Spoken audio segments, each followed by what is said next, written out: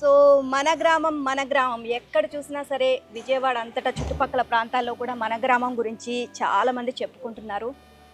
So స్వచ్ఛమైన ఎద్దు గానుగ నూనె, అలాగే స్వచ్ఛమైన ఆవు నెయ్యి, చిరుధాన్యాలు, పంచదార మాత్రం ఎక్కడ యూజ్ చేయట్లేదు.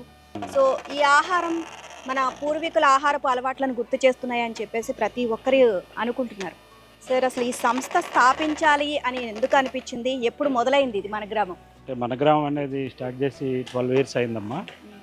ఆ రోజు మేము పెట్టింది మన పూర్వీకులు ఏ ఆహారం తిని ఆరోగ్యంగా ఉన్నారు, అదే ఆహార సిస్టమ్ని నెక్స్ట్ జనరేషన్కి తీసుకెళ్ళాలి. దాన్ని ఒక సర్వీస్, అంటే మేము సర్వీస్ చేస్తూ ఆదాయ వనరుగా మలుచుకోవాలనే ఆలోచనతో స్థాపించింది మన గ్రామం తల్లి. షుగర్ కానీ మైదా వాడని స్వీట్స్ మాత్రమే తయారు చేస్తామా చిరుధాన్యాలతో.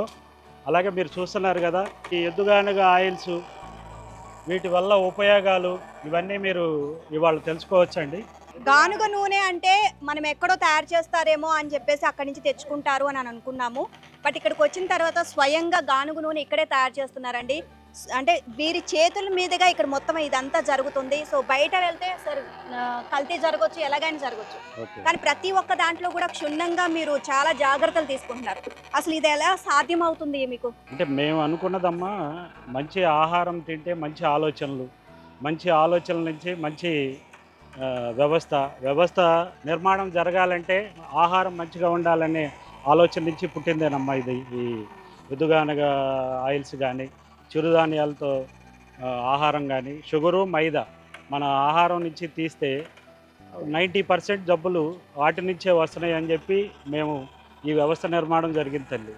మీరు జనాల్లోకి ఒక ఆరోగ్యకరమైన ఆహారాన్ని తీసుకొని వెళ్ళాలి అన్న సంకల్పంతో ముందుకు వెళ్తున్నారు.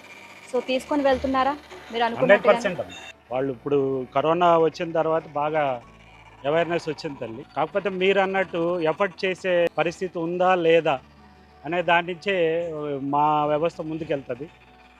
ఎఫర్ట్ చేయటం అంటే ఇప్పుడు బట్టలకి, కారులకి, బంగళాలకి, వీటన్నిటికీ మనం పెడుతున్నాం. కానీ ఆరోగ్యకరమైన వస్తువు కొనుక్కునే దగ్గర దాని ప్రైసు, అది అసలు ఎలా తయారవుతుంది, వీళ్ళకి సాధ్యం కాదా అని అవగాహన ఉన్న ప్రతి వాళ్ళు మా దగ్గరికి వస్తున్నారు తల్లి. సో ప్రతి ఒక్కటి కూడా అండ్ అంత స్వచ్ఛంగా తయారు చేస్తున్నారు. సో కాబట్టి దానికి సంబంధించి కూడా రేటు కూడా ఆ విధంగానే ఉంటుంది. మరి ఆ రేటుని జనాలు, కస్టమర్స్ భరిస్తారా, వస్తారా? అసలు దానికి సంబంధించి మీరు ఏ విధంగా అవేర్నెస్ పెంచాలనుకుంటున్నారు?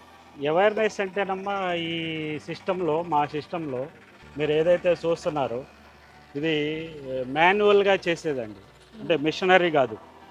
ఒక ఎద్దుగానగా రోజు మొత్తం మీద 10 లీటర్లు ఆయిల్ తీస్తుందండి.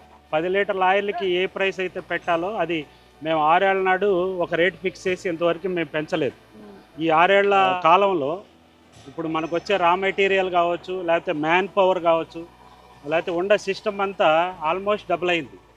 సో మీరు అన్నట్టు మేము దీన్ని ఇదే విధంగా కంటిన్యూ చేయడానికి రీజన్ ఏంటంటే, మార్కెట్లోకి మిషన్ గానుగలు, లేకపోతే మీరు అన్నట్టు కల్తీ నూనెలు అవన్నీ వచ్చి ఉన్నాయి. మీరు అన్నట్టు ప్రైస్ విషయంలో మాకు ఆర్థికంగా ఏదన్నా ఒక నెల 2 నెలలు తక్కువ ఆదాయం వస్తుంది అని అనుకున్నా కాడ తర్వాత మళ్ళీ మేము ఉన్న రేటు కస్టమర్స్కి చెబితే మా దగ్గరికి వచ్చేవాళ్ళు అందరూ కూడా అర్థం చేసుకోగలరు.